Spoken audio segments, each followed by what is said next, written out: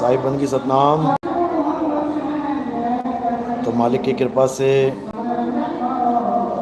बहुत ही जल्दी पूरे विश्व में ये मूल ज्ञान का डंका बजेगा। समय हो गया है उस सत्य को उजागर करने का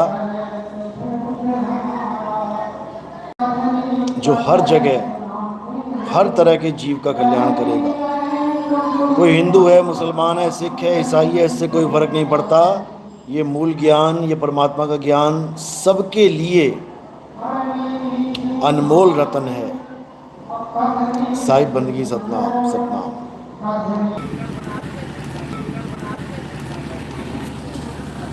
नितिन साहब की जय, नितिन साहब की जय, नितिन साहब की जय, नितिन साहब की जय।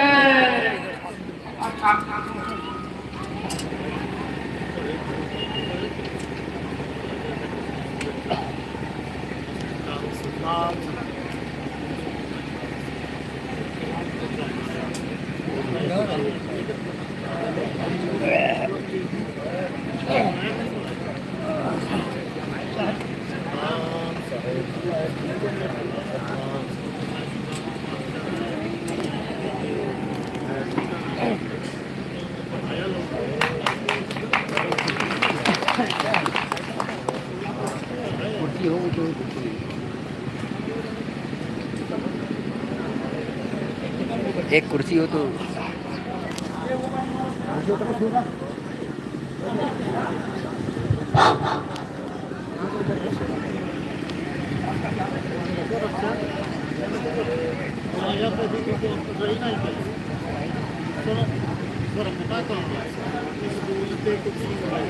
बैठे होगा इधर, ये बैठ के हम रिकॉर्डिंग कर लेते इसलिए।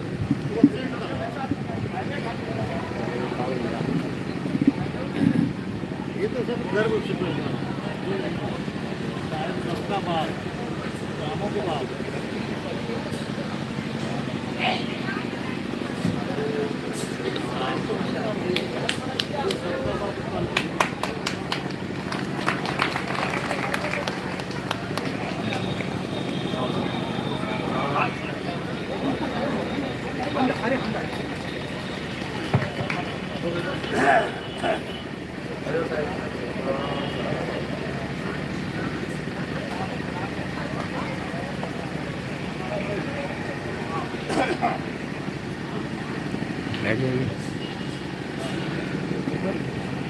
साहिब बंदगी सतनाम। तो परमात्मा की अपार कृपा से आज इस स्कूल में, कॉलेज में मूल ज्ञान का प्रचार होने जा रहा है। बहुत बड़े भाग होते हैं उन जीवों के जो अपने पूरे जीवन काल में एक बार भी इस मूल ज्ञान को सुन पाते हैं, कबीर साहब के इस आत्म ज्ञान को सुन पाते हैं। और उससे भी बड़े भाग होते हैं उन जीवों के जो इसको थोड़ा सा भी समझ पाते हैं। क्योंकि सुनना आसान है, आए बैठे घंटा 2 घंटा सुन के चले गए, लेकिन इसको समझना बहुत मुश्किल होता है। कारण क्या है? केवल विवेक की कमी।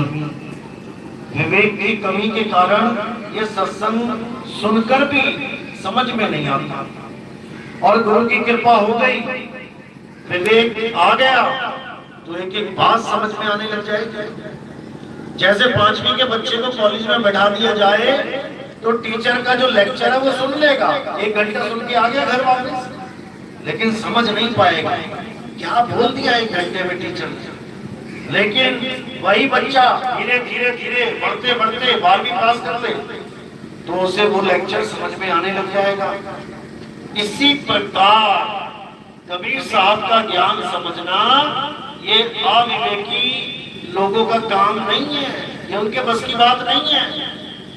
कबीर साहब का ज्ञान केवल वही समझ सकता है जिसके पुरबले भाग हो, जिसका संस्कार हो, जो अंकुरी जीव हो, केवल वही कबीर साहब के ज्ञान को समझ सकता है। नहीं तो किसी जीव में इतनी समर्थता है ही नहीं।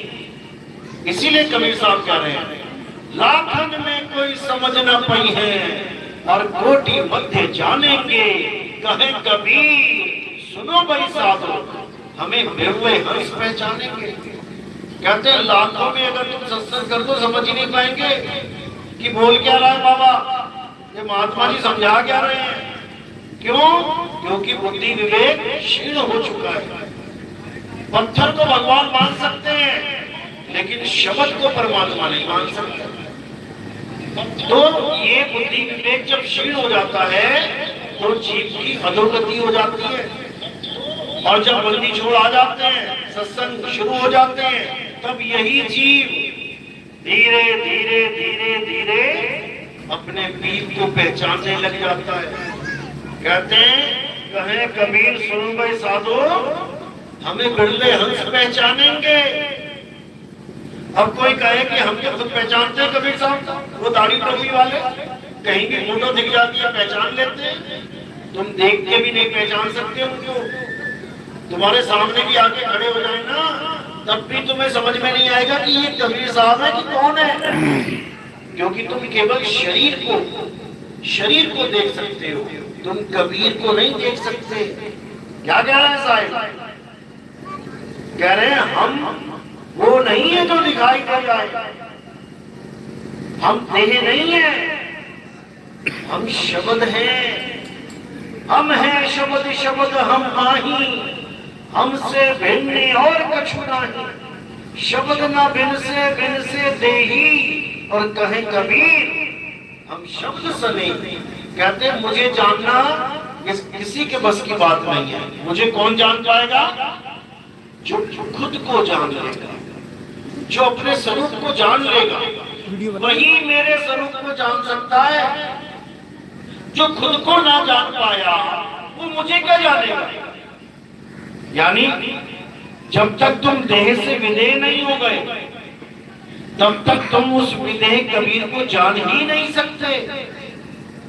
समझ लो, धर्मदास भी बोला था कि साहेब भोजन कर लो, वो कहते मैं देही नहीं हूं, मैं विदेह हूं। तो धर्मदास कहता दिखे देही और कहो विदेही, मैं कैसे मानूं कि तुम विदेही हो? मुझे तो तुम्हारी काया दिखाई दे रही है। तब क्या बोले? ये मैं नहीं हूं, ये तो तुझे चेताने के लिए मैंने धारण की है। जैसे आज ये सफेद कपड़े धारण किए, आपने नीले पीले गुलाबी, क्या हमेशा नीले पीले गुलाबी रहोगे? रोज नए कपड़े धारण कर रहे हो। लोग कपड़े देख रहे हैं, तुम्हें नहीं देख पा रहे हैं। इसी प्रकार संतों के कपड़े हैं ये शरीर, समझ लो। कहते हैं तेज पुंज की देहधर आए, काया कबीर कहाए। मेरा कोई शरीर नहीं है, मैं विदेही पुरुष हूं और मैं शब्द स्वरूप हूं। समझ लो, शब्द स्वरूपी ज्ञानमय दया सिंधु मत धीर और मदन सकल घट पूर्ण है, करता सत्य कबीर। तो बताओ देह की बात कहां रही? देह तो केवल धारण किया है तुम्हें समझाने के लिए, चेताने के लिए। लेकिन आज का झगड़ा चल रहा है, तेरा गुरु ये, मेरा गुरु ये, और दोनों ही गुरु लटके हुए हैं दीवार पे और माला ढकी हुई है दोनों की। यानी तेरा वाला भी मर गया और मेरा वाला भी मर गया। अरे गुरु ही मर गया तो चेला जिंदा कैसे बचेगा? समझो बात। देह केवल धारण करी है समझाने के लिए, देह गुरु नहीं है। ये देह क्या है? ये 5 तत्वों का शरीर है। बताओ तुम्हारा गुरु 5 तत्वों का शरीर है क्या? क्या तुम अपने 5 तत्वों को गुरु मानते हो? गुरु कौन है? ये 5 चलाने वाला वो है गुरु। इन 5 के द्वारा ज्ञान समझाने वाला वो है गुरु। शब्द गुरु सूरत धुन चेला। जो हमारी सूरत है वो चेला है और जो गुरु है वो शब्द है। ये देही गुरु तो कभी अलग हो भी जाएगा तुमसे, शब्द गुरु कभी अलग नहीं होता। नर नारी और कीट पतंगा सार शब्द सब ही के संगा। दूध से घी अलग करके दिखाए कोई? नहीं कर सकते। इसी प्रकार वो परमात्मा हम सबके अंग संग है, लेकिन उसका हमें भेद नहीं पता, इसलिए हम अज्ञानता में फंस जाते हैं। सबसे बड़ा ज्ञान क्या है? ये समाधियां बनाना, सबसे बड़ा ज्ञान ये है। और दूसरे पंथों में हो तो समझ में आता है, हमारे पंथ में भी बीमारी लगी हुई है। समाधि किसकी बनाई जाती है?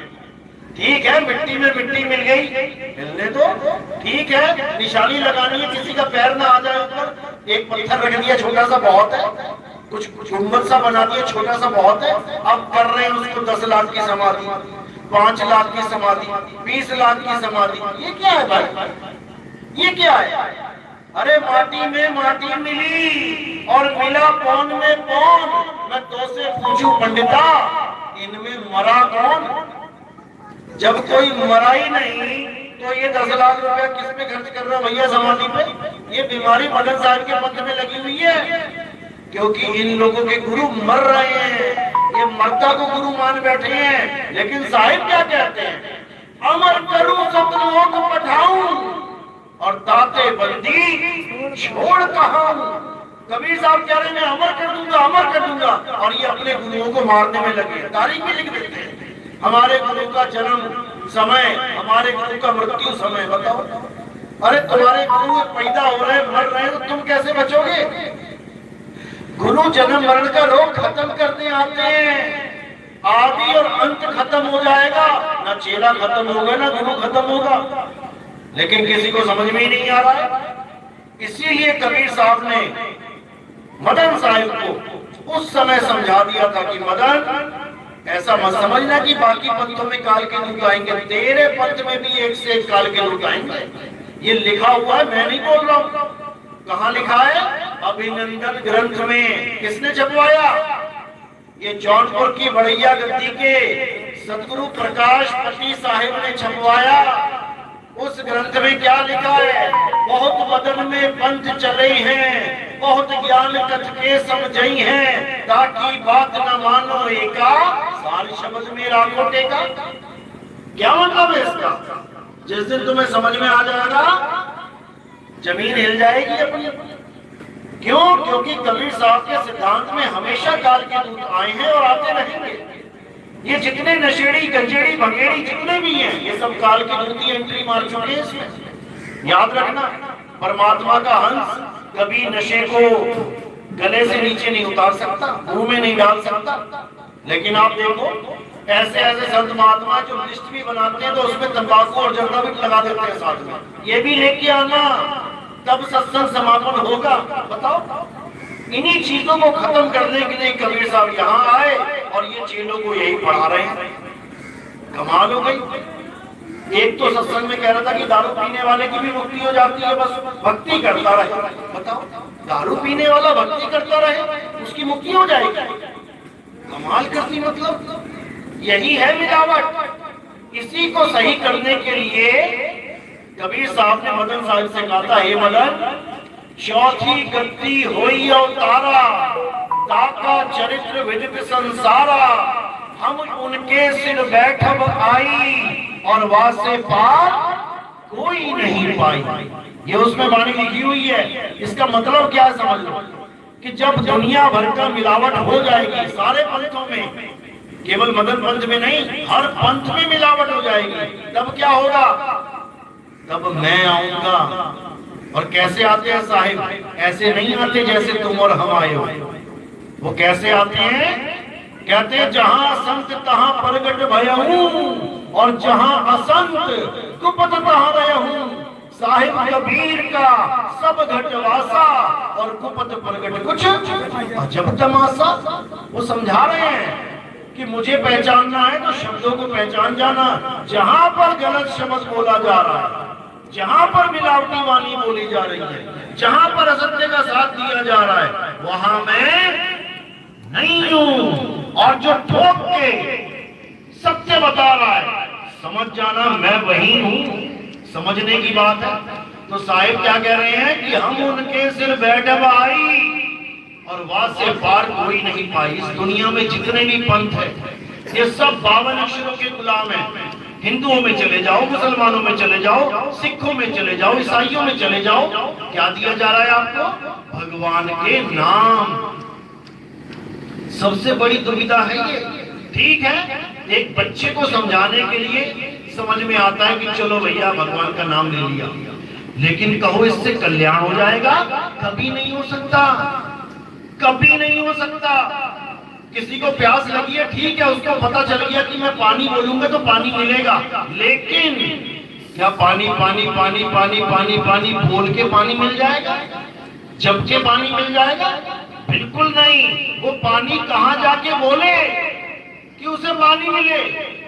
उसे पानी की दुकान पे जाना पड़ेगा, दुकानदार से कहना पड़ेगा भैया पानी दे दो, और दुकानदार उस आवाज को सुन के उस वस्तु को पकड़ा देगा जो उस वस्तु का नाम है, पानी। लेकिन आज क्या हो रहा है? आज चेला गुरु के पास जा रहा है, गुरुजी मुझे राम चाहिए। बेटा राम चाहिए, राम राम जप ले। गुरुजी मुझे अल्लाह चाहिए, अल्लाह चाहिए, अल्लाह अल्लाह जप ले। गुरुजी मुझे वाहिगुरु चाहिए, अच्छा वाहिगुरु चाहिए, वाहिगुरु वाहिगुरु जप ले। यानी जो चेला गुरु से मांग रहा है वही चेला को वापस पकड़ा दिया जा रहा है। क्या? 52 अक्षर। चेला 52 अक्षर बोल के गुरु से वस्तु मांग रहा है, वस्तु की जगह 52 अक्षर ही पकड़ा दिए जा रहे हैं। इसी को खत्म करने के लिए कबीर साहब ने मदन साहब से कहा था कि चिंता मत कर मदन, मैं आऊंगा और सारी दुनिया को जगाऊंगा जब समय आएगा। उसी ग्रंथ में लिखा हुआ है कि जब मैं आऊंगा तो बच्चा बच्चा 52 अक्षर को समझ जाएगा कि 52 अक्षर होते क्या हैं, और बच्चा बच्चा 52 को त्याग के अपनी आत्मा का स्वरूप ग्रहण करेगा। बिल्कुल क्लियर लिखा है उसमें, लेकिन किसी को समझ में नहीं आएगा। क्यों? क्योंकि वो उनके लिए लिखा ही नहीं है।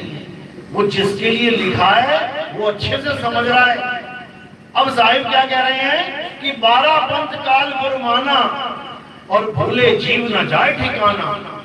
कहते 13वें पंथ हम ही चले आए और सब पंथ मेट के एक पंथ चलाए। यानी जब मैं आऊंगा तो ये सारे पंथ जितने भी हैं इनके भक्तों में खलबली मच जाएगी।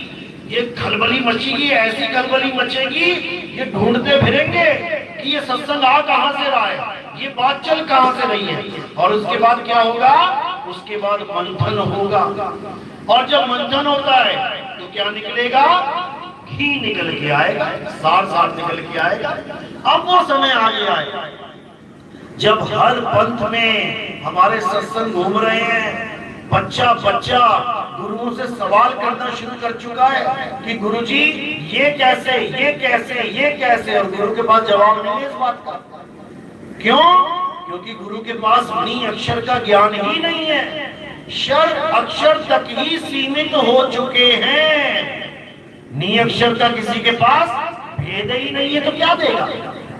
लेकिन कबीर साहब ने शर अक्षर नी अक्षर तीनों का निबेड़ा किया हुआ है। गीता तक में ये समझा रखा है, अर्जुन इस दुनिया में 3 प्रकार के पुरुष हैं। कौन कौन से? एक शर पुरुष है, एक अक्षर पुरुष है और एक उत्तम पुरुष है। कह के चले गए लेकिन कोई समझ नहीं पाया। शर क्या है? ये सारे नाशवान पुरुष, ये सब पुरुष जितने बैठे हैं ये शर पुरुष हैं, यानी काया माया शर पुरुष है। अब अक्षर क्या है? अक्षर है ये जीव, यानी अविनाशी जीव जो इस काया को चला रहा है। अविनाशी है लेकिन परमात्मा नहीं है।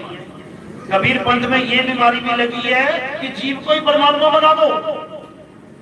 जीववादी संत बैठे हुए हैं जो जीव को ही सर्वे सर्वा परमात्मा बना के बैठे हैं। ये भी अज्ञान है। कबीर साहब कह रहे हैं अरे बहुबंधन में बांधिया एक बेचारा जीव। बताओ, साहिब जीव को बेचारा बोल रहे हैं और इन्होंने जीव को पीर बना दिया। अरे बहुबंधन में बांधिया एक बेचारा जीव और केवल छूटे आपने जो न छुड़ाए पीव। ये पीव कौन है? सारे पीव बने बैठे हैं। माँ के गर्भ में उल्टे लटकने वाले ये पीव बने बैठे हैं सारे। कैसे छूटेगा जीव? कहते बंधे को बंधा मिला छूटे कौन उपाय, कर सेवा निर्बंध की, जो पल में लेत छुड़ाए। तो निर्बंध कौन है? ये बंदी छोड़ हैं, इसी को सार शब्द कहते हैं, इसी को परमात्मा कहते हैं, इसी को नी अक्षर सत्य स्वरूप कहते हैं। लेकिन लोग शरीरों में फंसे पड़े हैं। कबीर साहब तक को शरीर बना दिया इन लोगों ने। ये कबीर साहब कौन है? ये दाढ़ी टोपी वाले कबीर साहब हैं। उनकी आरती कर रहे हैं देसी घी से। बताओ, अरे कबीर को किसी आरती की जरूरत नहीं है भाई, तुम्हारे जड़ शरीर को आरती की जरूरत है। नहीं समझ में आ रहा है? आरती रूप है ज्ञान का। आ रत जा, आ रत जा, यानी आ और समा जा, तब तेरी आरती पूर्ण होगी। लेकिन रतने को कोई तैयारी नहीं है। सब सोच रहे दिया घुमा दिया, हो गया कल्याण। ये तो मात्र एक संकेत है दिया कि मेरे गुरु ने अंधकार में प्रकाश कर दिया, तो ये दिया उनको समर्पित है। जीवित गुरु के लिए दिया बोला है। अगर दिया घुमाना भी है तो जीवित गुरु के आगे घुमाना है। ये फोटो क्या ज्ञान देगी किसी को? तुम 100 सवाल पूछ लेना, 100 छोड़ो तुम एक पूछ लेना, जवाब मिल जाए? नहीं मिल सकता। तो जीवित गुरु की आरती तो बोला गया है, लेकिन लोग जड़ पत्थरों की आरती में, जड़ फोटो की आरती में उलझे पड़े। तो साहिब ने इसीलिए मदन साहिब को ये समझा दिया था कि वे ग्रंथ एक गुप्त रहेगा, ये किसी के हाथ नहीं लगेगा। बहुत बिरले लोग जानते हैं इस ग्रंथ को। लेकिन एक समय ऐसा आएगा जब बच्चा बच्चा कहते डंका बाजी सब संसारा। अब सब संसार का मतलब क्या होता है? यूपी संसार है, एमपी संसार है, बिहार संसार है, पूरा संसार। Germany, Japan, Italy, France, Malaysia, Thailand, Taiwan, Russia, सारे देश, अमेरिका, कनाडा, ब्राजील, सारे देशों में डंका बजेगा। सारे देशों में ये साहिब का वचन है, अभिनंदन ग्रंथ में लिखा हुआ है। तो क्या झूठ बोल रहे हैं? झूठा ग्रंथ है अभिनंदन, ये सच्चा ग्रंथ है और इसकी तैयारी चल रही है। पूरी दुनिया में एक ज्ञान चलेगा, एक नाम, एक भाषा, एक झंडा। बाबा जय गुरुदेव तक संकेत कर गए थे इस बारे में कि जो आने वाला महात्मा होगा, जिसे ऊपर से आवाज आएगी, वो फिर उसी आवाज को बताएगा और पूरे संसार में एक झंडा स्थापित कर देगा। ये पहले बोला हुआ है, 1980 में बोल के गए। हम लोग तो पैदा भी नहीं हुए थे तब, इस काया को जन्म भी नहीं मिला था, तब का बोल रखा उन्होंने। और आज ये सत्य उजागर हो रहा है। धीरे धीरे धीरे धीरे हर विवेकी हंस हमारे इस पंथ से, मदन साहिब के पंथ से जुड़ रहे हैं और जुड़ते ही चले जा रहे हैं। अभी एक महाराष्ट्र से भी कोई आया, हाथ खड़ा करो। महाराष्ट्र से कोई आया था ना, अभी नाम लेने, कहां गए? वो देखो, वो महाराष्ट्र से यहाँ आए सत्संग में नाम दीक्षा लेने। रामपाल जी के शिष्य थे वो, जो कहते हैं कि ब्रह्मांड में मुझसे बड़ा कोई गुरु नहीं है। ये बैठे उनका चेला नाम दीक्षा लेने आया। क्या पड़ी इनको? तुम लोग तो ये गांव से आए हो, ये महाराष्ट्र से आए, पुणे से। सोचो, क्योंकि ऐसी आग लग जाएगी, ऐसा विवेक जग जाएगा, ये जीव रह नहीं सकता बिना सत्संग के, बिना नाम दीक्षा के। तो ये कब होगा? अब होगा और हो रहा है। तो केवल हमारे ग्रंथ में नहीं, हर ग्रंथ में इसका जिक्र है। हिंदुओं में क्या जिक्र है इसका? हिंदुओं में ग्रंथों में देखो क्या लिखा है, भविष्य पुराण पढ़ो, जिसमें भविष्य की बात बताई गई है। क्या बोलते हैं? जब इस दुनिया में इतना अत्याचार हो जाएगा, जब धर्म के नाम पे दुकानें खुल जाएंगी। आज तुम किसी मंदिर में जाओ, 2 लाइनें लगी हैं, एक गरीबों के लिए और दूसरी अमीरों के लिए। वीआईपी दर्शन चल रहा है, 5000 रुपया दो, भगवान के दर्शन करो। ये धर्म है क्या? क्या ये धर्म है? इसी समय के लिए उन ग्रंथों में लिखा गया है कि जब धर्म के नाम पे दुकानें खुल जाएंगी, इतना अत्याचार हो जाएगा, इतना भयानक समय चलेगा, तब क्या होगा? तब कल्कि अवतार आ जाएगा। ये कल्कि अवतार और कोई नहीं है भाई, ये हमारे बंदी छोड़ हैं। ये गलती से मत समझ लेना, विष्णु जी का 10वां अवतार है। विष्णु जी का 10वां अवतार काया अवतार है, लेकिन कल्कि अवतार ये काया से परे नहीं कलंक अवतार है। गरीबदास जी महिमा गाते हैं कल्कि अवतार की। आप वाणी सुनते हो ना, गरीब पुरुष कबीर ने देह धरा नहीं कोई। सत्य बात है कि झूठ है? सत्य है। वही निकलंक अवतार की भी महिमा गाते हैं कि निकलंक अवतार जब आएगा तो सारे संसार को सत्य ज्ञान बांट देगा। ये विष्णु जी का अवतार मत मान लेना कि विष्णु जी का 10वां अवतार है और एक और मंदिर बन जाए उसके नाम का। ये आत्मदेव का अवतार है। इसी को मुसलमानों में बोला गया। इमाम मेहंदी कि जब महा अत्याचार चल रहा होगा संसार में, मार काट चल रही होगी, लोग भगवान के, अल्लाह के, वाहिगुरु के नाम पे गर्दनें काट रहे होंगे, तो क्या होगा? तब एक इमाम मेहंदी आएंगे। मेहंदी का मतलब क्या होता है? जिसको परमात्मा ने, अल्लाह ने खुद शिक्षित कर दिया हो, खुद ज्ञान दे दिया हो। कहते जब वो आएंगे तो सारा संसार मुसलमान हो जाएगा। मुसलमान का मतलब ये नहीं कि मूछें मुड़ा के टोपी पहन लेंगे। मुसलमान का मतलब क्या है? 2 शब्दों से बना है मुसलमान। पहला शब्द मुसल्ला और दूसरा ईमान। दोनों को जोड़ दो, मुसलमान। मुसल्ला मतलब, मुसल्ला क्या होता है? जिस पे खड़े होके मुसलमान नमाज पढ़ते हैं, वो मुसल्ला बहुत मुलायम होता है, जिसको हमारे संतों ने मृगशाला भी बोल दिया। देखा ना, भक्ति करते थे मृगशाला के ऊपर। मृगशाला यानी हिरण की खाल। अब वो समझ नहीं पाए मृगशाला होती क्या है, और लोगों ने हिरण मारने शुरू कर दिए कि भक्ति करनी है पहले हिरण मार। अरे तू पहले ही पाप कर दिया तूने, भक्ति करने से पहले उसकी खाल उतार के उसके ऊपर बैठ गया जाके।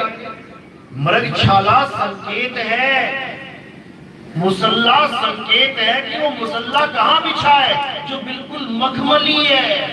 जब उस मुसल्ले पे उंगली लगाओगे एकदम मखमल है वो, उसके ऊपर हर आदमी को खड़े होना है जाएगा। जब उसके ऊपर खड़ा हो जाएगा तब अल्लाह उसकी बंदगी स्वीकार करेगा और वो ईमानदारी को धारण करेगा, यानी पक्का ईमानदार हो जाएगा। कहते ना ईमान ले आओ, ईमान ले आओ। मुसलमानों में यही है, कहते ईमान में आ जा भाई, ईमान ले आ। ईमान का मतलब क्या होता है?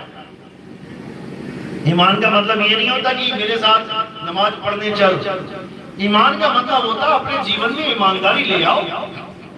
कोई भी काम कर रहे ईमानदारी के साथ करो। डॉक्टर हो, ईमानदारी के साथ काम करो। कोई ठेकेदार हो, ईमानदारी के साथ काम करो।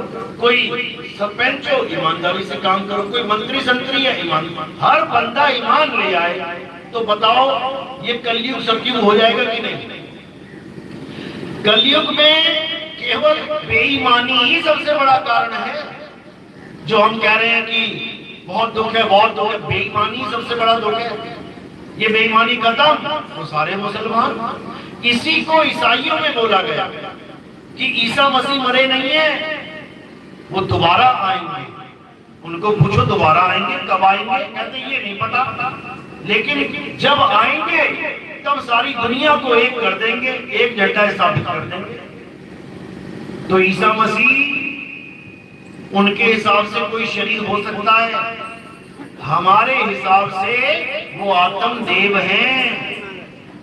और इसी के बारे में गुरु नानक देव जी ने अपनी वाणी में बोला, आन 78 जान 97 और भी उठसी मर्द का चेला। कि हम लोग तो चलो ठीक है, संत हैं, महात्मा हैं, लेकिन एक ऐसा समय आएगा जब मर्द का चेला आ जाएगा। और जब मर्द का चेला आएगा तो क्या होगा? सब मर्द से जुड़ जाएंगे। मर्द यानी परमात्मा, चेला यानी उसका भगत, यानी शब्द गुरु का चेला आएगा और सबको शब्द गुरु से जोड़ेगा। यही बात यहूदियों में बोली गई है कि इलियास नाम का एक संत आएगा। इलियास का मतलब क्या होता है? इलियास का मतलब होता है जो यहोवा को मानता है, केवल यहोवा का भगत है वो। अब यहोवा क्या है? सारे ईसाई यहोवा यहोवा करते हैं, सारे जितने भी यहूदी हैं यहोवा यहोवा करते हैं। यहोवा का मतलब क्या है? मैं वो हूं जो मैं हूं, यानी मैं वो नहीं हूं जो तुम मान बैठे हो। जैसे मैंने पहले ही कहा कि तुमने जो गुरु को मान लिया वो क्या है? वो दीवारों पर लटकी हुई तस्वीरें हैं। तुमने गुरुजी उसको मान लिया, गुरुजी वो नहीं है। अरे गुरुजी तो तुम्हें समझा रहे हैं कि तुम काया नहीं हो, तुम गुरुजी को काया बना दो। गुरुजी क्या है? गुरुजी यहोवा है, यानी आत्म तत्व है। मैं वो हूं जो मैं हूं, और मुझे कौन जानेगा? इलियास ही जान सकता है। यहूदी आज भी इंतजार कर रहे हैं। इजराइल देश जो मुसलमानों के ऊपर बम फोड़ रहा है, वो आज भी इंतजार कर रहे हैं कि इलियास आएगा, सारी दुनिया को एक करेगा। लेकिन वो जानते ही नहीं है कि इलियास होता क्या। इलियास वो होता है जिसे पता है यहोवा क्या है, यानी वो जो जानता है कि आत्म तत्व क्या है। और जो जानता है कि आत्म तत्व क्या है उसे क्या कहते हैं?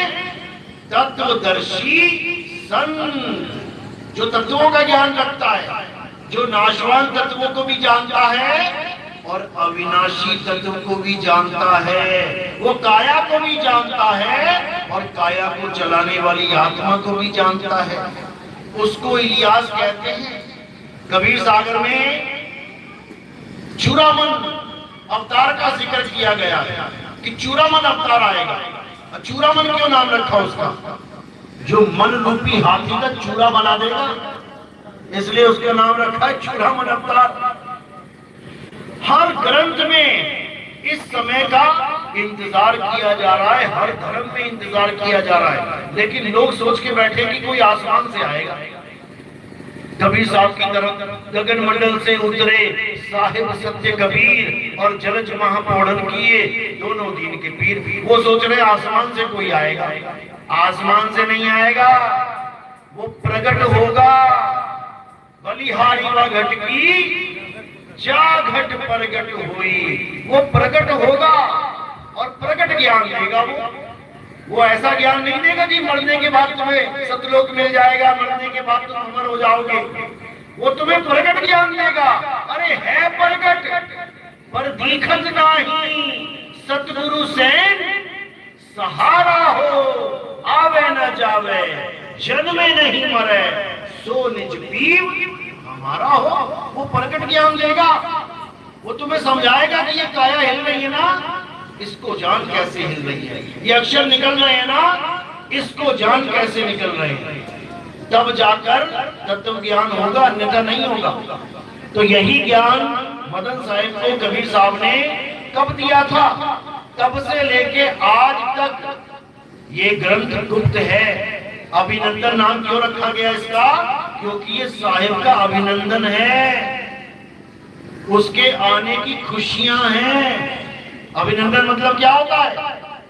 स्वागतम, आपका अभिनंदन करते हैं। इसलिए ग्रंथ का नाम अभिनंदन ग्रंथ रखा गया कि जब ये समय प्रकट होगा हम अभिनंदन करते हैं। प्रकाशपति साहिब तो चले गए, लेकिन अभिनंदन करके गए, समझ लो। तो वो ग्रंथ बहुत जल्दी बच्चे बच्चे के हाथ में होगा। हम लोग उसको छपवा रहे हैं और उसमें जो गुप्त भेद हैं वो सारे उजागर करे जाएंगे। ये पहली गद्दी, दूसरी गद्दी, तीसरी गद्दी, चौथी गद्दी, ये क्या होता है?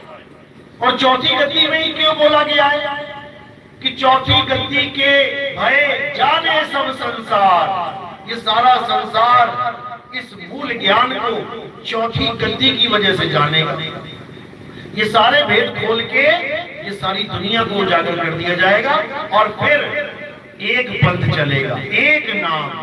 फिर 2, 3, 4, 5 नहीं चलेंगे, सब एक हो जाएंगे। जितने मालिक के विवेकी हंस हैं ये सब एक हो जाएंगे। जितने भी ये साधु संत, जितने भी ये पंथ चल रहे हैं, ये सब एक हो जाएंगे। अगर एक नहीं हुए तो ये ग्रंथ झूठे पड़ जाएंगे। मेरा कुछ नहीं जाता। मेरा तो सत्संग सुन के लोग एक दूसरे को फोन करते हैं, मदन साहिब के पंथ वाले, कहो भैया ये एक हुई जाइए का लागत तो का हो ये है का। अरे मैं क्या बोलूं, तू क्या पूछ रहा है, किसको पूछ रहा है? ये हमारे वाणियों में लिखा हुआ है। अगर तुम मानते हो कि कबीर साहब और मदन साहब की वार्ता हुई है, अगर तुम मानते हो कि मदन साहब को कबीर साहब मिले हैं, तो भैया वार्ता को सत्य मानना पड़ेगा। उसमें तुम्हारी और हमारी नहीं चलेगी। ये बढ़िया गति से प्रकाशित ग्रंथ है और मैं चाहूंगा इसको बच्चा बच्चा पढ़े, तभी तो पता लगेगा कि हमारे मदन साहब कितने महान थे, जिन्होंने कबीर साहब तक को प्रकट कर दिया। 7 दिन तक बिना कुछ खाए पिए जौनपुर में खरौना के पास जंगल में बैठ के भक्ति करी।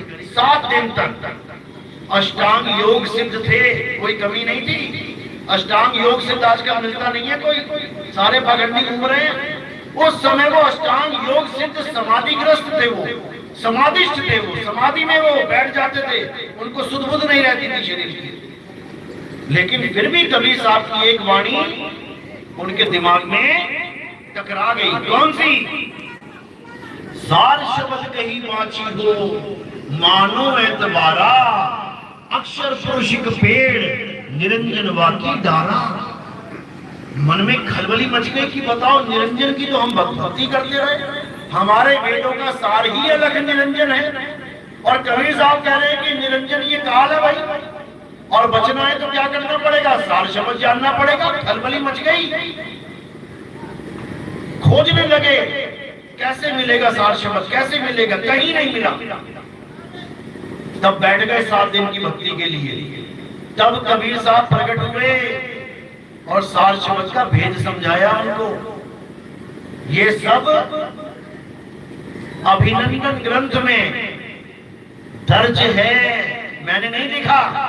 1986 में छपवाया था प्रकाशपति साहिब ने, पढ़ना है उसको, उससे तुम्हें समझ में आएगा हमारे गुरु जी ने कितना बलिदान दिया है। वो तलवार आज भी पड़ी है, खरौना धाम में जाके देखो, देखा है आपने ना?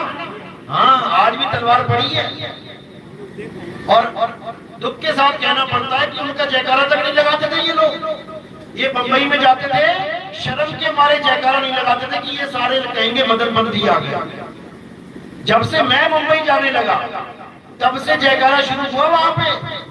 मदन साहिब का नहीं तो जयकारा भी नहीं लगाता था कोई, इनके जयकारे लगवाते सब, वो ठीक है। तो ये सब विरोधाभास तब हुआ जब हालत देखी मैंने इन लोगों की। उसके बाद फिर भी मैंने 10 साल तक कोशिश करी कि ये सारे गतियां एक हो जाएं। मदन साहिब का पंथ क्यों नहीं बढ़ा? 100 साल हो गए लगभग, आज ज्यादा ही हो गए होंगे। 100 साल में दूसरे पंथ आज 50-50, 60-60, 100-100 देशों में फैल गए, लेकिन मदन साहिब का पंथ देख लो क्या है, क्यों नहीं आगे बढ़ रहा है? क्योंकि सारे साधु महात्मा अलग अलग हो गए। ये मेरी गति, वो मेरी गति, यहाँ का मैं महंत, वहां का मैं महंत। और कबीर साहब ने इसको मना किया कि मेला जाए ना महंत कहावे, पूजा भेंट ना ले आवे, संतों सो साधु मोहे भावे। कहते मेला जाए ना महंत कहाए। मेला कौन सा होता है? ये जो मेले लगे हुए हैं, ये भंडारे चल रहे हैं, जो आज भंडारा किया और सारे संतों को बुला के खाना खिलवा दिया, अगले दिन कहीं और खाना खिलवा दिया, अगले दिन कहीं और खाना। और क्यों जा रहे हैं? पूजा विदाई के चक्कर में, कि पूजा विदाई मिल जाएगी। इसीलिए ज्ञान गुप्त हो गया। ये मेला जाए ना महंत कहाए, पूजा भेंट ना ले आए, यानी अपने घर गृहस्थी वाले बैठे हुए महंत बन, सारा माल कहां जा रहा है? अपने घर वालों के पास जा रहा है। ये दोषी बन गए, वो ये दोषी हैं। अगर परमात्मा के नाम पे तुम्हें कुछ मिलता है, उसको परमात्मा के नाम पे ही लगा देना चाहिए। ये प्रचार में लगाना चाहिए, केवल खाने पीने में नहीं। जो खाया पिया निकाला खेल खत्म, प्रचार में लगाओ, ग्रंथों को छापो। जितनी सेवा देनी है ग्रंथों के लिए दो, ताकि लोगों तक ये ज्ञान पहुंचे, जीव का कल्याण हो। खाना पीना तो बिना गुरु वाला भी कर लेता है, कि केवल खाने पीने में लगाने हैं, बिल्कुल नहीं। प्रचार में लगा, तब कल्याण होगा। तो यही कबीर साहब ने समझाया कि जब हमारा ज्ञान उजागर होगा तो सबको ज्ञान पकड़ाया जाएगा। ये आश्रम आश्रम वाला खेल खत्म हो जाएगा। फिर ठीक है, कोई साधु होना चाहता है, अच्छी बात है, साधु हुए, लेकिन प्रचार जरूर करना है, सत्य का प्रचार करना है।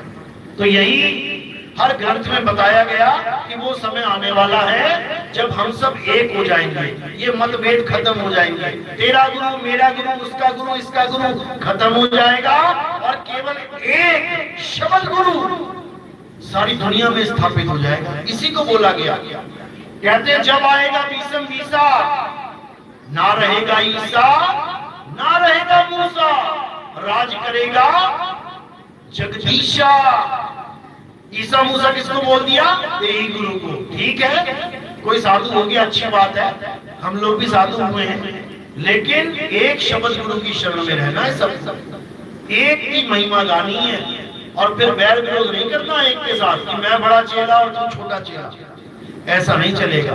फिर एक पिता एकस के हम बालक, हम सब एक हैं, कोई बड़ा छोटा नहीं है। कोई कहे कि केवल कपड़े पहनने से कोई बड़ा छोटा हो गया, तुम्हारी भूल है, ये भूल है तुम्हारी, समझ लो। कहते मन मंदिर काया काशी और लगन लंगोटी जानो। लंगोटी का मतलब ये नहीं तुम बाबा जी बन के बैठ गए, लंगोटी का मतलब है जब तुम्हारी लगन लग जाती है। जिसकी लगन लग गई, लंगोटी मिल गई उसको। अब बिना लगन के लंगोटी लेके क्या करेगा? फिर गांजा बनेगा। कल मैंने बताया था वेद की ये है, सुरता ये है, शब्द किसमें मिलाना है और मिला क्या रहे हैं?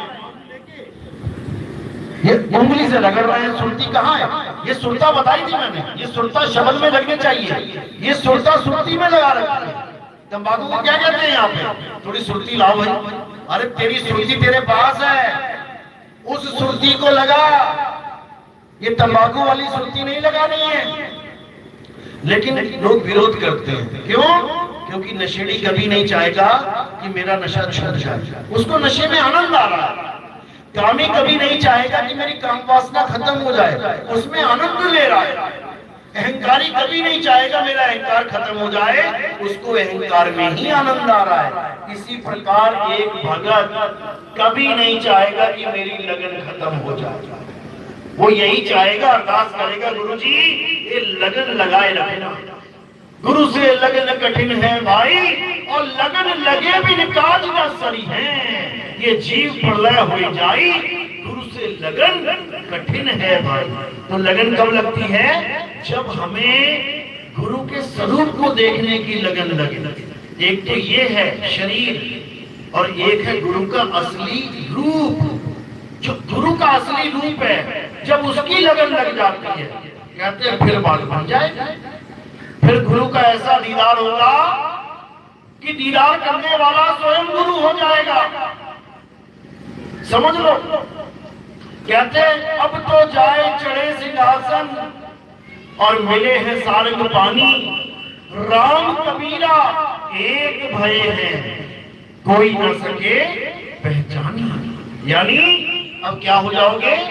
अब सोहम सत्य कबीर हो जाओगे। जब तुम्हें गुरु मिल जाएगा, वो तुम्हें चेला रहने ही नहीं देगा। असली गुरु और नकली गुरु की पहचान क्या है? नकली गुरु तुम्हें कभी गुरु नहीं बनने देगा और असली गुरु तुम्हें चेला रहने नहीं देगा। कहते गुरु को कीजिए दंडवत और कोटि कोटि प्रणाम, कीट न जाने भृंग को गुरु कर ले आप समान। वो नकली गुरु है जो तुम्हें गुरु नहीं बना सकता, असली गुरु तो तुम्हें गुरु ही बनाने आया है। तुम कोई दुकान देख लो, किसी के पास भी चले जाओ चेला बन के, वो क्या कर रहा है तुम्हारे ऊपर? मेहनत कर रहा है, रोज तुम्हें सिखा रहा है कुछ ना कुछ। क्यों सिखा रहा है? कि तुम सदा चेले बने रहो। कुछ साल काम करने के बाद तुम्हारी अलग दुकान खुल जाएगी, फिर तुम्हें लोग गुरुजी कहेंगे। क्यों? वही ज्ञान यहाँ आ गया, अब तुम चेला जी बनाओगे उस दुकान पे। गुरु का काम होता है शिष्य को अपना स्वरूप देना।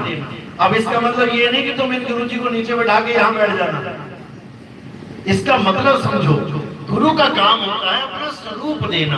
कीट न जाने भृंग को, कीट को कीट नहीं कहने देगा, वो भृंग बना देगा। इसी प्रकार तुम्हें वो सूरत नहीं रहने देगा। अभी सूरत रूप में तुम विराजमान हो यहाँ पे, और ये कहाँ भटकी हुई है, कहाँ फंसी है? संसार में। सूरत फंसी संसार में, तासे बढ़ गई दूर, और सूरत बांध स्थिर करो, आठों पे है हुजूर। ये सतगुरु का भेद है।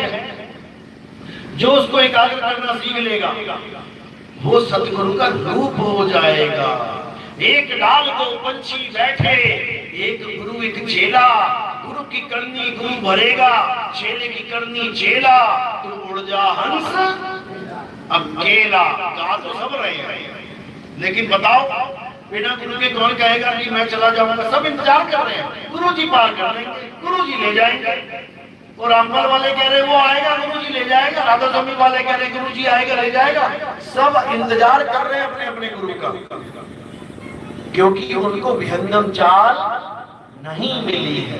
एक चिड़िया बैठी है, तुम उसके पत्थर मारो, पत्थर मारने से पहले उड़ जाएगी। क्यों? उसके गुरु ने उसको चाल दे दी है कि मेरा इंतजार मत करना, मेरा इंतजार करेगी तो मरेगी। मैंने तुझे चाल दे दी है, विहंगम चाल दे दी है, फुर्र करके उड़ जाना। इसी को समझा रहे हैं। अरे शब्द विहंगम चाल हमारी, और कहे कबीर सतगुर दई तारी।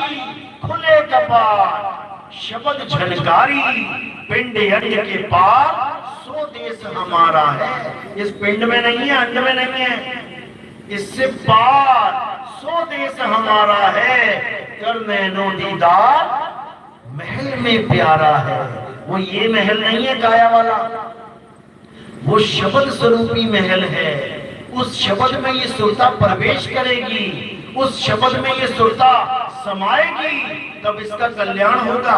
और जाप अजपा अनहद से नहीं समा सकती कि सोचे मैं राम राम राम जप के समा जाऊंगा, मैं अल्लाह अल्लाह जप के समा जाऊंगा, मैं सोहंग सोहंग जप के समा जाऊंगा, मैं कानों में उंगलियां डाल के अनहद नाद सुन के समा जाऊंगा। नहीं समा सकता। ये सब माया का जाल है। साहिब कहते हैं जाप मरे अजपा मरे अनहद भी मर जाए, सुरत समाए शब्द में वाको काल ना खाए। कैसे समाएगा?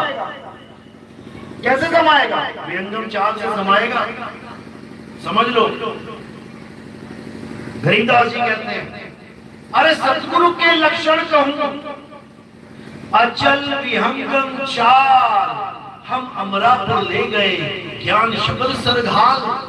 कहते हैं लोगों को तो कान में शब्द दिया जाता है गुरु जी के द्वारा, मेरा शब्द तो मेरे सिर पे ही घाल दिया, यानी मेरा गुरु मेरे सिर पे ही बैठा दिया। अब 24 घंटे में उसकी शरण में हूं। मैं बांदी का जाम गुलाम गुलाम गुलाम हूं, और पड़ा रहूं दरबार आठों जाम। आठों जाम अपने गुरु के चरणों में ध्यान को स्थिर करना है, तभी मुक्ति होगी। ये मंत्र जंतर करके नहीं होगी। तंत्र मंत्र सब झूठ है, इनमें न भर में कोई, और सार शब्द जाने बिना काका हंस न होए।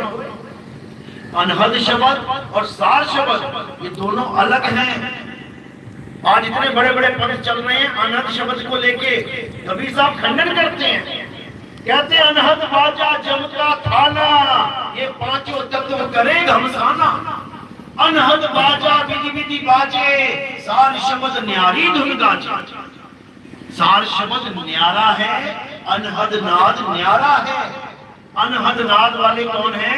ये जोगी जति तपी सन्यासी, ये त्रिदेवा तक अनहद नाद की शरण में रहे, समझ लो। लेकिन सार शब्द ये बिल्कुल न्यारा है। ये सार शब्द ये हमारा सत्य स्वरूप है। सार शब्द ये परमात्मा का निज स्वरूप है, हमारा भी है, लेकिन हम इसको भूले बैठे हैं। इसलिए हम अपने आप को जीव मान रहे हैं, ये काया माया मान रहे हैं। जिस दिन सार शब्द का भेद मिला, भक्ति चालू हो गई, वो अखंड नाद जो गर्जना कर रहा है, क्या कह रहे हैं? नाम ये अखंड और सब खंडा, सार शब्द गर्जे बरमंडा, वो गर्जना कर रहा है। और कई लोग कहते हैं बड़ा धीमा धीमा है, बहुत झीनी झीनी आवाज है। झीनी बीनी आवाज नहीं है कि झीनी आवाज है, वो सार शब्द गरजे। गरजे मतलब जैसे शेर गरजता है, बादल गरजते हैं, ऐसी गर्जना हो रही है, लेकिन हमारा ध्यान वहां नहीं है, इसलिए हम उसको नहीं सुन पा रहे हैं। तो जब हमारा ध्यान उस धुन में लगेगा तब हमें अपना स्वरूप प्राप्त होगा। हमारा स्वरूप और परमात्मा का स्वरूप एक ही है, लेकिन हम जीव बने बैठे हैं अज्ञानतावश। जैसे एक कुत्ते के आगे शीशा रख दो, अब अपने स्वरूप को भूल जाएगा और सामने प्रतिबिंब को देख के भौंकता फिरेगा, बहुत भौंक के मर जाएगा, अपना होश तक नहीं रहेगा कि मैं पैर हिला रहा हूं तो वहां पैर हिल रहा है, मैं मुंह खोल रहा हूं तो वहां मुंह खोल रहा है, बोध ही खत्म हो जाएगा, बहुत भौंक के मर जाएगा। साहिब समझा रहे हैं, जैसे स्वान कांच मंदिर में भरमते भूख मरे हो, और कहे कबीर नलनी के सुगना तो है कौन पकड़े।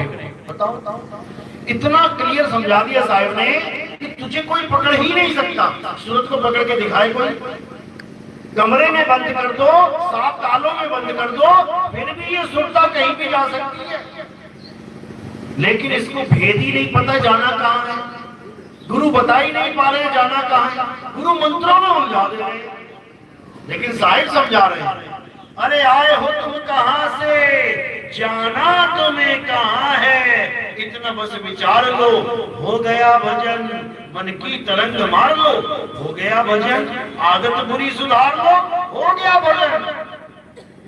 लेकिन कहां कोई बता रहा है। जब तक ये भेद नहीं समझ में आ गया तब तक कोई वापसी नहीं कर पाएगा। घर वापसी हो ही नहीं सकती। घर वापसी का मतलब ये नहीं होता कि 4 मुसलमान को पकड़ के हिंदू बना दो घर वापसी हो गई, या 4 सिखों को पकड़ के मुसलमान बना दो वो सोचे घर वापसी हो गई।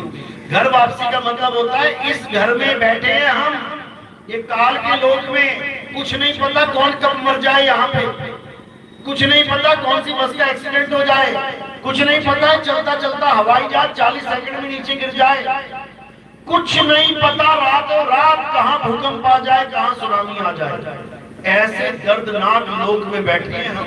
ये पराया घर है और हमारा घर क्या है, वो परमपिता परमात्मा का असली घर, हमारा निज घर है, वो है हमारा घर। उस घर को छोड़ के हम यहाँ आए, फंस गए। अब घर वापसी कैसे करेंगे? वापिस वहां पहुंच के, ये हिंदू से मुसलमान, मुसलमान से हिंदू, घर वापसी नहीं होती। घर वापसी का मतलब है ये 3 लोग की जेल छोड़ के अपने दयाल के घर चले जाए, जहां पर कोई मौत नाम की वस्तु है ही नहीं। अमर हो जाओगे तुम, अमर, इसीलिए उसको अमर लोक कहते हैं। वो कोई ऐसा लोक नहीं है जहां पर मकान दुकान मिलेगी तुम्हें, वो अमर लोक है, यानी वो शब्द स्वरूपी तुम्हारा घर है। उसी शब्द में रहोगे जाके, रहना नहीं देश बेगाना है, और ये धरती कागज की पुड़िया, बूंद पड़े घुल जाना है। अभी पंजाब में बूंद पड़ी, देखो कैसे घुल गई जमीन, वैसे देखोगे कितनी ठोस है, और नींव खोद दो और खोद दो, ठोस। और जब पानी पानी हो जाए तो मिट्टी का पता नहीं लगता कहां चली गई, पानी में ऐसे घुल जाती है। तो कह रहे हैं ये संसार कागज की पुड़िया, बूंद पड़े घुल जाना है। ये संसार झाड़ और झाखड़, ये देखो झाड़ लगे हुए हैं, ये लगे हुए ना पेड़ पौधे, ये क्या है पता है? क्या है ये तुम्हारी चिता है, ये पेड़ तुम्हारी चिता है, तुम्हारी मौत का सामान है, ये तुम्हें राख करने के लिए खड़े किए गए हैं। तुम इन पेड़ों के बीच में खड़े हो, इस वक्त चिता पे खड़े हो अपनी, समझो। ये संसार झाड़ और झाखड़, अरे उलझ पुलझ मर जाना है, रहना नहीं देश बेगाना है। तो कहां जाएं, रहे कहां? अरे कहे कबीर सुनो भाई साधो, सतगुरु नाम ठिकाना अपना नहीं देश बेगाना है। और ये लोग नाम तो क्या बना के बैठे हुए हैं कि नाम तो मंत्र है, नाम जपेंगे तब किसी ठिकाने में पहुंचेंगे। अरे नाम ही ठिकाना है, नाम ही ठिकाना है। गुरु तुम्हें ठिकाना बताता है कि बेटा यहां पहुंच। गुरु मंत्र नहीं देता, इसकी कमाई उसको दे दे, उसकी कमाई इसको दे दे। बर्बाद कर दिया इन लोगों ने। तो साहिब यही समझा रहे हैं, कहते हैं आवे ना जावे और जन्मे नहीं मरे, सो निज पीव हमारा हो। तो कबीर साहब तो आ भी नहीं है, कबीर साहब तो जा भी नहीं है, तो फिर ये कौन है? वाणी करी आवे ना जावे, जन्मे नहीं मरे। जन्मे नहीं मरे तो समझ में आता है कबीर साहब का जन्म नहीं होता, कबीर साहब का मरण भी नहीं होता। लेकिन आ तो रहे हैं ना, कह रहे अभिगत से चला आया। अब आया इसका मतलब फिर आवे ना जावे वाला काम खत्म हो गया। फिर तो ये कहना पड़ेगा आवे भी जावे भी। समझो, तो कबीर साहब जो आ रहे हैं वो क्या है, वो कैसे चेता रहे हैं लोगों को। कबीर साहब जब आते हैं उसको नौतम सूरत कहा जाता है। नौतम सूरत के रूप में कबीर साहब देह धारण करके आते हैं। एक सूरत हमारी है फंसी हुई, और एक उनकी है निकली हुई, जो इसको भी जानते हैं और उसको भी जानते हैं, दोनों स्थानों को जानते हैं। उसे नौतम सूरत कहते हैं। वही वहां से आती है और हमें वहां का एड्रेस देके चली जाती है, हमें विहंगम चाल देके चली जाती है। एक चिड़िया आती है और जो दाने खा रही होती है चिड़िया जाल के ऊपर बैठकर उनको समझा देती है कि बेटा इससे पहले कि शिकारी जाल खींचे फुर्र करके उड़ जाना, और कहां जाना है ये भी बता देती है। इसको कहते हैं नौतम सूरत। कई लोग बहुत सवाल करते हैं कि कबीर साहब शब्द रूप है तो वो आते कैसे हैं? आप कहते हैं शब्द आता है जाता है, नहीं है, तो कबीर साहब तो आ रहे हैं, ये नौतम सूरत के रूप में आ रहे हैं। नौतम सूरत साहिब का रूपा, ये कबीर साहब का रूप है, लेकिन उनका निज स्वरूप क्या है? सत्य स्वरूपी नाम साहिब का, सो निज नाम हमारा। वो कह रहे हैं जब मैं तुम्हारे पास आ रहा हूं तो मैं नौतम सूरत के रूप में आ रहा हूं, और जब मैं विराजमान हूं वहां पे तो मैं शब्द स्वरूप में विराजमान हूं।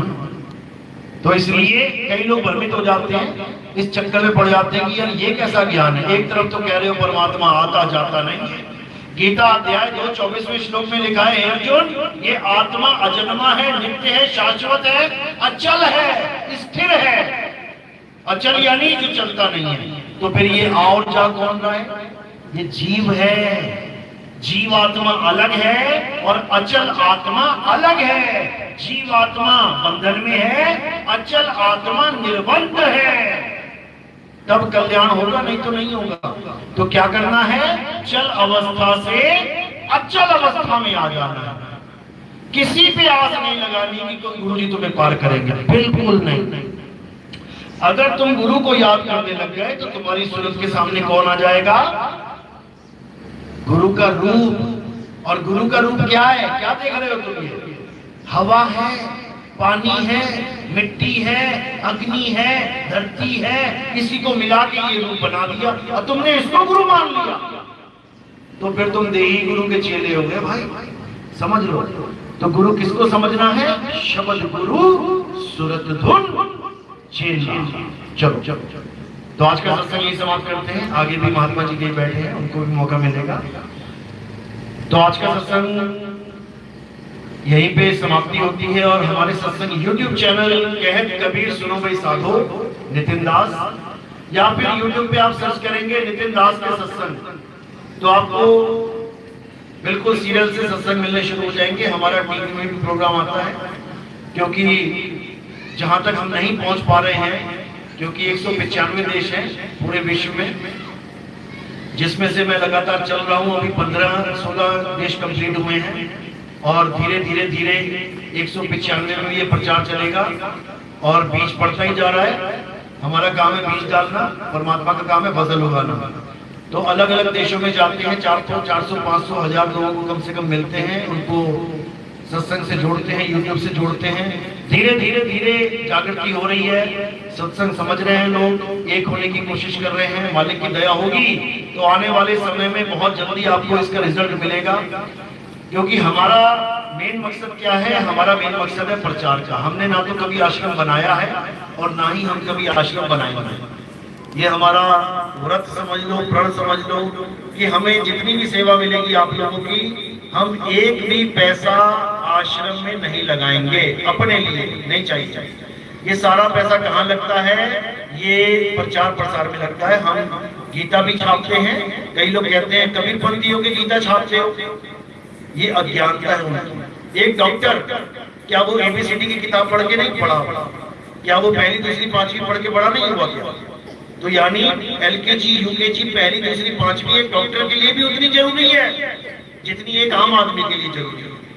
इसी प्रकार गीता का ज्ञान या और भी कहीं जहां आत्मा की बात जिक्र चल रही है, वो ज्ञान आत्म ज्ञानियों के लिए बहुत जरूरी है।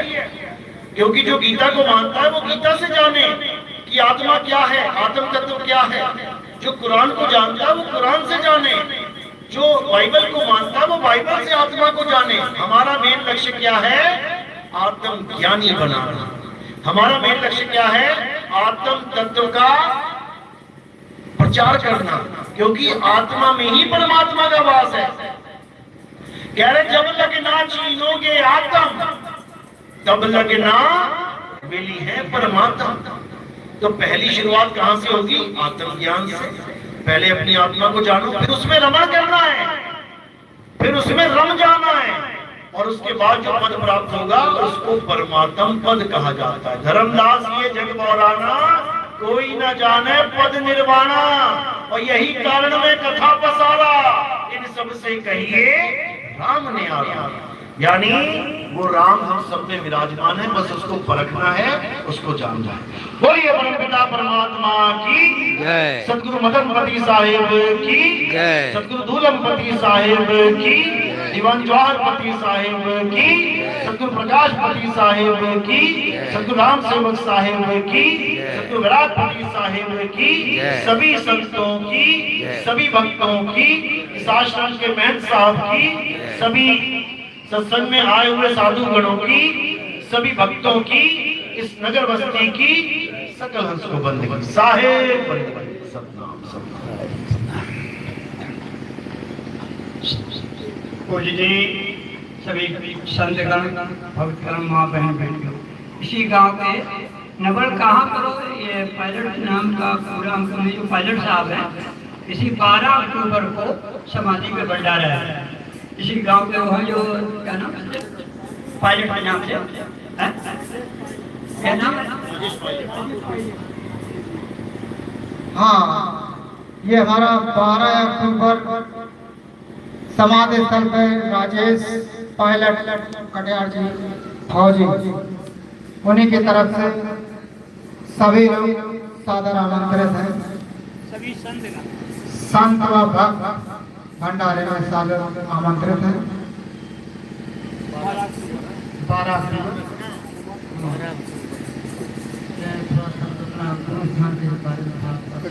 कहाँ किया है साहिब की सतनाम। मैं अपना परिचय देता हूँ आपको। शुरू से ही, बचपन से ही परमपिता परमात्मा की चाह में लगे हुए हैं। मेरे जीवन में कई गुरु आए हैं। सबसे पहले मेरे जीवन में जो गुरु आए थे उनका नाम था महर्षि महेश योगी, जिनके नाम पे बहुत से स्कूल, कॉलेज, हॉस्पिटल चल रहे हैं। महर्षि विद्या मंदिर ज्यादातर शहरों में मिल जाएगा आपको। वहां से सोहम का मंत्र मिला, श्वास अंदर गया, सो बाहर छोड़ा हंग। बच्चे थे तब, छोटी क्लासों में थे, इतनी समझ नहीं थी, लेकिन मालिक की कृपा हुई और एक संकेत मिल गया कि ये नाम सच्चा नाम नहीं है। फिर और आगे बढ़े, धीरे धीरे धीरे जागृति होने लगी कि भाई मनुष्य जन्म अनमोल है, मिले ना बारंबार, ये गुरु को ढूंढना पड़ेगा। तो बहुत से गुरुओं के पास गया, बहुत से गुरुओं के पास सत्संग सुना, क्योंकि मेरे जीवन में एक ग्रंथ आ चुका था, कबीर सागर, अनुराग सागर, उससे मैच करता रहा। क्योंकि हम कोई भी सामान लेने जाते हैं तो कुछ ना कुछ हमारे पास नाप तोल के लिए होता है सामान। कपड़ा भी लेने जाते हैं तो भी हम फीते से नाप लेते हैं, 1 मीटर है कि 2 मीटर है। तो उस अनुराग सागर ग्रंथ से मैं जब नापने लगा तो मुझे कोई भी ऐसा जचा नहीं जिससे हम नाम दीक्षा लें। तो एक ग्रंथ जो राधा स्वामी वालों ने छापा हुआ था, व्यास वालों ने नहीं, ये फिरोजपुर वालों ने, बस्ती बलोचा, उनका जब ग्रंथ हाथ लगा, उन्होंने अनुराग सागर छापा हुआ था।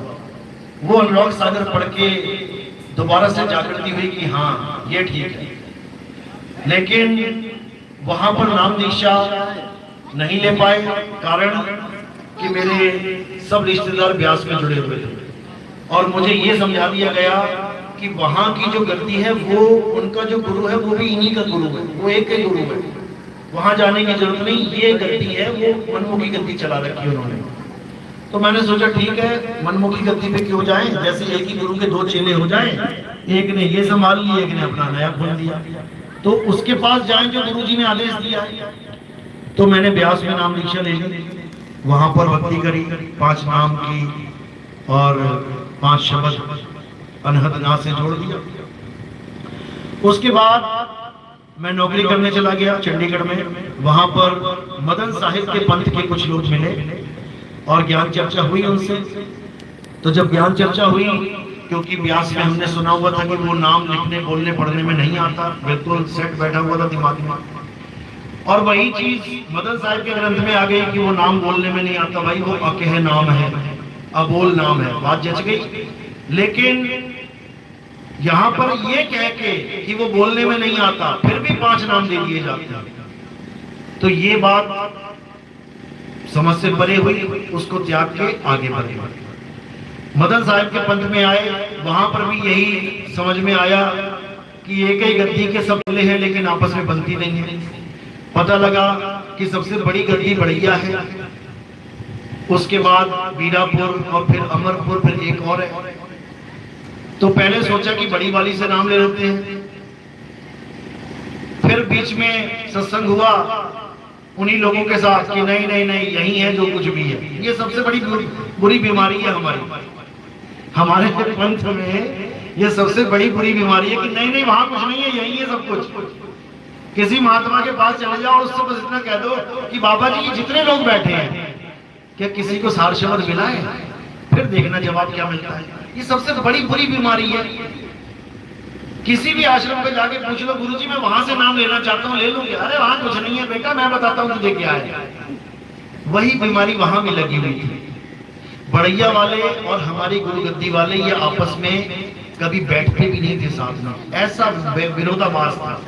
यहाँ तक कि मैं भी कितने साल नहीं गया बड़ैया कि नहीं यार हमारे गुरुजी नहीं जाते, हमारे दादा गुरु नहीं जाते, तो मैं क्यों जाऊं।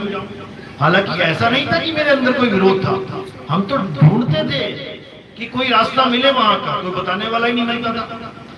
हमारे आश्रम में अलग अलग ज्ञान चल रहा था, हमारे आश्रम के सारे संत शाम को झगड़ा करके बैठ जाते थे कि ये सत्य है कि ये सत्य है, एक ही गुरु के चेले। बड़ी खोपड़ी खराब होती थी कि क्या किया जाए। खैर हमें इससे मतलब नहीं था, हमें केवल परमात्मा का ज्ञान कहाँ मिल रहा है, हमें उससे मतलब था। तो हमने बिना एक भी सत्संग सुने, जैसे आप लोग तो सत्संग सुन के नाम लेते हो ना, हमने मदन साहिब के पंथ में बिना अपने गुरुजी का एक भी सत्संग सुने नाम दीक्षा लिया। एक भी सत्संग नहीं सुना, नॉट इवन सिंगल सत्संग, बिना सुने नाम दीक्षा ली। क्यों? क्योंकि यही वो पंथ है जिसकी मुझे तलाश है।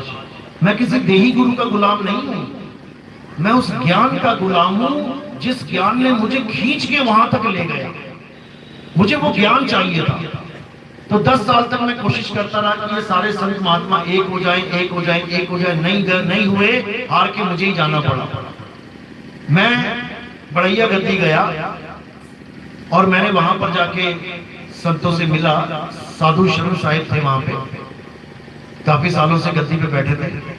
मैंने उनको पूछा कि मुझे ग्रंथ चाहिए मदन साहिब का, क्योंकि मैं यूट्यूब पे ज्ञान देना शुरू किया था मैंने 2018 में। तो उन्होंने मुझे क्या कहा कि हमारे पास एक भी ग्रंथ नहीं है साहिब। मैंने कहा क्यों? कहते वो दीमक खा गई साहिब। मैंने कहा भाई नोट भी कागज के होते और ग्रंथ भी कागज के होते। ग्रंथ को दीमक खा गई, नोट को दीमक कभी लग नहीं पा रही है। चक्कर क्या है भाई? अरे तुम्हारी मेन गलती ये है, कुछ तो होना चाहिए तुम्हारे पास। एक ग्रंथ भी नहीं दिया उन्होंने, समझो, छपवाई नहीं, प्रकाशक ही नहीं हुआ है। अभिनंदन ग्रंथ का नाम तक नहीं पता उन लोगों को। दूसरों से पूछ रहे हैं कि अभिनंदन ग्रंथ भी है कोई? गुरु की जमीन कहाँ कहाँ है वो पता है। 1 बीघा यहाँ है, 4 बीघा वहां है, 5 बीघा वहां है, लेकिन गुरु जी का अभिनंदन ग्रंथ भी कोई ग्रंथ है ये नहीं पता। अच्छी बात है जिसकी जहां, तभी मैंने कहा ना चौथी गद्दी हुई। ये चौथी गद्दियों का वर्णन बता रहा हूं मैं। ये 4 गद्दियां क्या हैं? जैसे 4 वर्ण होते हैं, एक ब्राह्मण, एक क्षत्रिय, एक वैश्य और एक शूद्र। ये कोई जात पात नहीं है कि ब्राह्मण का लड़का ब्राह्मण है, शूद्र का लड़का शूद्र है। ये 4 गद्दियां हैं। ये 4 गद्दियां हैं, यानी 4 तरह का तुम्हारा व्यवहार है। ये तुम्हारा आचरण है। जो ब्रह्म को जानेगा वो ब्राह्मण कहलाएगा। जो शूरवीर होगा वो क्षत्रिय कहलाएगा। एक हरिजन का लड़का अगर फौज में भर्ती हो जाए तो उसको सैनिक कहेंगे कि नहीं? क्षत्रिय का मतलब क्या होता है? सैनिक। क्षत्रिय का मतलब सैनिक। ये किसने कहा कि क्षत्रिय का मतलब ठाकुर? सैनिक है वो। इसी प्रकार ये 4 गद्दियां क्या हैं? ये 4 गद्दियां 4 आचरण हैं। जिसका ध्यान नोटों में होगा वो नोटों की गद्दी में बैठेगा जाके। जिसका ध्यान आश्रम में होगा वो आश्रम में बैठेगा जाके। जिसका ध्यान ये सुख सुविधाओं में होगा वो सुख सुविधाओं में बैठेगा जाके। और जिसका ध्यान ज्ञान में होगा वही चौथी गद्दी है। कबीर साहब को इससे कोई मतलब नहीं कि तुम महंत बने कि नहीं बने, तुम्हारे पास आश्रम है कि नहीं है। उनको क्या लेना आश्रम से? वो क्या आश्रम खेलेंगे आगे। तो इसी को समझते हुए मैं सबको एक करना चाहता था कि भाई हमारे एक, क्योंकि जितने पंथों में मैं जुड़ा वहां गुरु एक था, एक ही गुरु था और एक ही गुरु के नाम से चलते थे। यहां पर आके गुरु तो एक ही है, लेकिन अलग अलग अलग अलग अलग अलग आश्रम दुनिया भर के, और सब अपने आप को सदगुरु कह रहे हैं। हम सदगुरु, हम सदगुरु। तो बीरापुर आश्रम में मैंने नाम दीक्षा ली और मैं वहां रहा, लेकिन मुझे वो आश्रम अच्छा था, बहुत बढ़िया। हमारे गुरुजी बहुत साधारण, बहुत जिनको कहते हैं बहुत निर्मल, सब कुछ बढ़िया। लेकिन हमारे आश्रम में जैसा उसका नाम है ना, बिच्छूर, वहां पे बिच्छू बहुत थे। बिच्छू बहुत थे, चलने वाले बिच्छू बता रहा हूं मैं, तुम कौन से समझ गए? उस गांव का नाम बिच्छू इसलिए पड़ा था, वहां पे इतने बिच्छू थे, इतने बिच्छू थे, उस गांव का नाम ही बिच्छू रख दिया। लेकिन कबीर साहब ने कहा है कि अगर कोई नाम रखता है तो कुछ उसमें हाँ कुछ तो गुण आ जाता है। इसी प्रकार वहां पे कुछ बिच्छू इंसान रूप में भी बैठे हुए थे जो राजनीति करते थे। उन लोगों ने इतनी राजनीति करी कि मुझे उस आश्रम को छोड़ के आगे बढ़ना पड़ा। समझो, बीरापुर आश्रम से मैं और आगे बढ़ गया।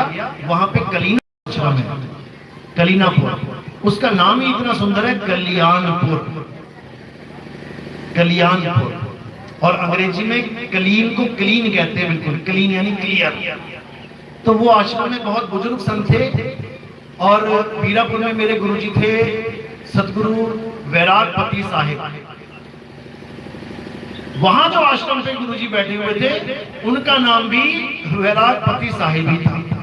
यानी मुझे गुरुजी का नाम नहीं बदलना पड़ा। हालांकि मेरा गुरु तो जबर गुरु है, मैं तो इनसे लंगोटी ले लूं बैठे बैठे, मैं इनसे लंगोटी ले लूं, क्योंकि मेरा ये कोई काम ही नहीं है कि गुरु गुरु में भेद है, बिल्कुल नहीं है। जब शब्द गुरु की बात आई तो बिल्कुल भेद नहीं है। हाँ, गुरु मेरे सभी बड़े। हम हर गुरु की आदर करते हैं, हम हर गुरु का मान सम्मान करते हैं, लेकिन जो राजनीति होती है बड़ी गंदी चीज होती है। देखो, कहीं पर भी राजनीति चले ना, सबसे अच्छा मैं बताऊं आपको एक ही फार्मूला है कि आप उसको छोड़ के आगे बढ़ जाओ। दिल में हमेशा हमारे गुरुजी हैं। हालांकि जब मैंने लंगोटी ली दूसरे गुरुजी से, मैंने स्पेशल फोन करवाया उनको, अपने ही गुरु भाइयों से। उन्होंने गुरुजी को फोन किया कि नितिन दास एक और गुरुजी से लंगोटी लेना चाहता है, आपकी परमिशन ले रहा है। क्यों? क्योंकि वो हमारे गुरुजी हैं, वो हमारे गुरुजी हैं। चेला चाहे कितना ही दूर हो जाए लेकिन गुरु को दूर नहीं करता, वो दिल में हमेशा बसा के रखता है। और गुरु भी वही है कि चेला कितना दूर हो जाए लेकिन उसको दिल में रखता है। हमारे गुरुजी हमें दिल में रखते हैं, लेकिन लोगों को ये बोलते हैं कि वो मेरे दिल में नहीं है। कारण क्या है? ताकि राजनीति फिर से ना होने लग जाए। अगर वो कह देंगे हाँ ये नितिन दास मेरा प्यारा शिष्य है, अभी फिर चालू हो जाएंगे बिच्छू डंक मारना। इसलिए हमारे गुरुजी बहुत सुंदर, बहुत प्यारे हैं, और वो इस बात को समझते हैं कि नितिन दास को अगले आश्रम में जाने में ही भलाई है, यहाँ उसको जीने नहीं देंगे लोग। इसलिए मैं सतगुरु वैरागपति साहिब कलीनापुर धाम में जुड़ा। अब वो शरीर छोड़ गए हैं और आदेश दे के गए हैं कि अब तुम जागृति करो। तो इसलिए, हालांकि मैं ये भी नहीं कि कलीनापुर का हो गया, मैं इस लोक का हूं ही नहीं, मैं इस लोक का हूं ही नहीं कि मैं कोई टैग लगवाऊं कि मैं कलीनापुर का हूं, कि मैं बड़ैया का, मैं कहीं का भी नहीं हूं। मैं इन लोगों का नहीं हूं भाई। तो मैं जहां का हूं, मैं वहां की मुहर लगवाता हूं कि वो बंदी छोड़ हमारे शीश पे विराजमान है, वो परमात्मा मेरे सिर पे विराजमान है, और वो आपके भी सिर पे विराजमान है। ये जमीन को छोड़ोगे तब वहां पहुंचोगे। चिड़िया जब तक जमीन को ना छोड़े ये आसमान पे नहीं जा सकती। इसलिए विहंगम चाल को पकड़ो और ये आश्रम खेलना बंद करो।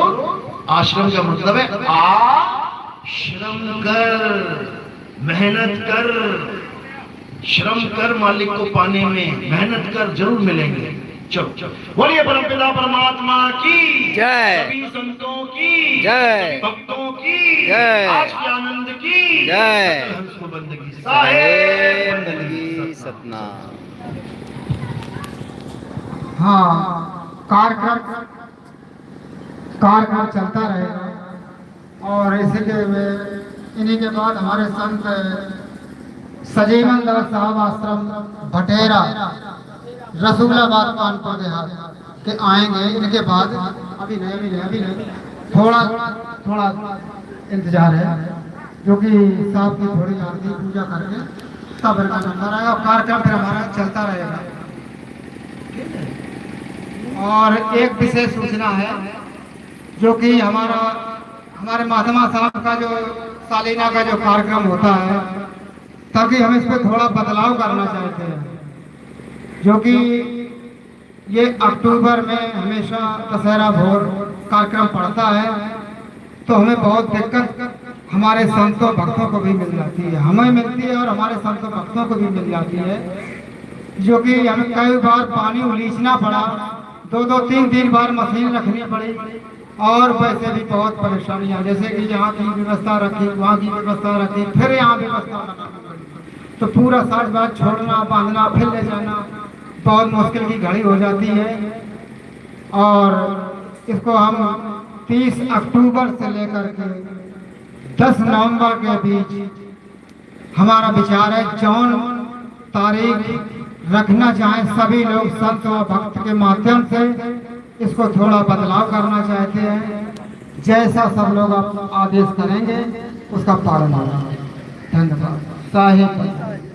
ताकि वो समय न बारिश रहेगी, न सर्दी रहेगी, न धूप रहेगी। जो भी तारीख को संशोधन करके सब संत और भक्त मिल करके तारीख घोषित कर दें, उसका हम लोग पालन करेंगे। ठीक है सर।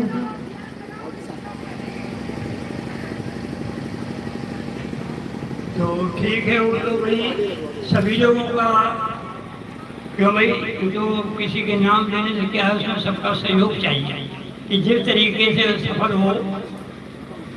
ठीक है ना? तो उसी तरीके से हम लोग समय तो निश्चित हो, तारीख तो हो ही जाएगी तो निश्चित।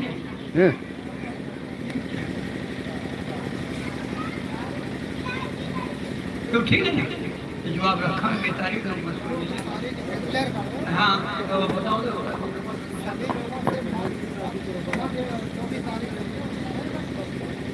क्यों भाई नाम होता और लोगों से पूछ लो क्या तुम्हारे नाम हम याद रखते, सब लोग सम्मानित हो, सब लोग अपनी राय दे दो। अक्टूबर है, नवंबर है, जिसमें कि आपको सुविधा मिले, आने जाने में किसी को कष्ट न हो। हाँ सब संतों जुड़े, ठीक है ना, संतों में, भक्तों में, माँ और बहनों में, बच्चों में जो तारीख निश्चित करें आप लोग उसी में कर लेने से। हमको भी जो गर्मी में पड़ती थी हमने बदल दिया, और हमारा फरवरी में तीसरा द्वार है जो सालाना हम पकड़ते हैं फंक्शन, हमारा तीसरा द्वार हमने से कर दिया। इस तरीके जो आप लोग चाहें, समझ सोनी साहब, तो आप लोग अभी निश्चित कर लीजिए। ये सभी हम कह रहे हैं माँ बहन, तो आप लोग बताइए या फिर साहब साहब ठीक है, जैसा हम तारीख निश्चित करें उसमें हो जाएगा, महीना उसे हो जाएगा। क्यों भाई शीतल प्रसाद रामनाथ भैया और लोग सहूलियत मिल सकते हैं।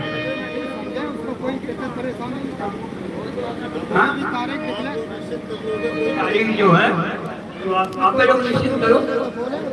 क्यों सनी साहब, राम साहब, अरे आप लोग मजबूत होगा आगे बढ़ने वाले हैं।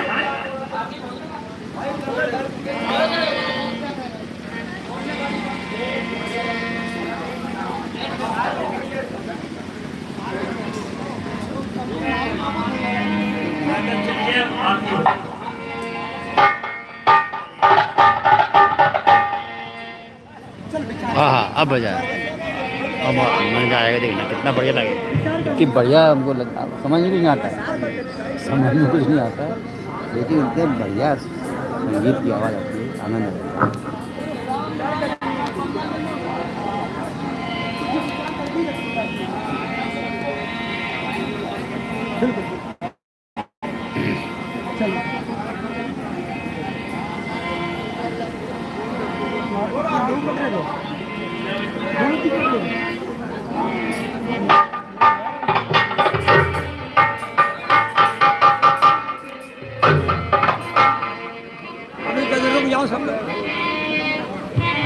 से आइए जाते बोलो सतगुरु बंदी छोड़ कबीर साहब की, नितिन साहब की, साहब की, मत्ता साहब का साहब की, आए हुए संतों की, बंदी छोड़ कबीर साहब की। और कैसे गया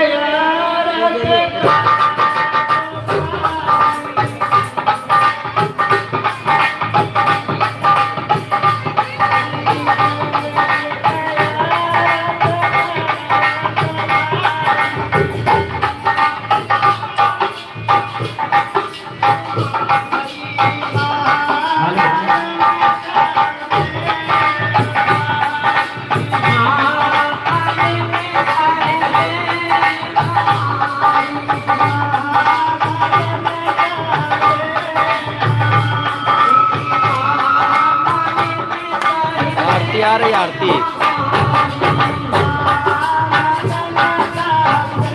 साहेब बंदी रत्ना।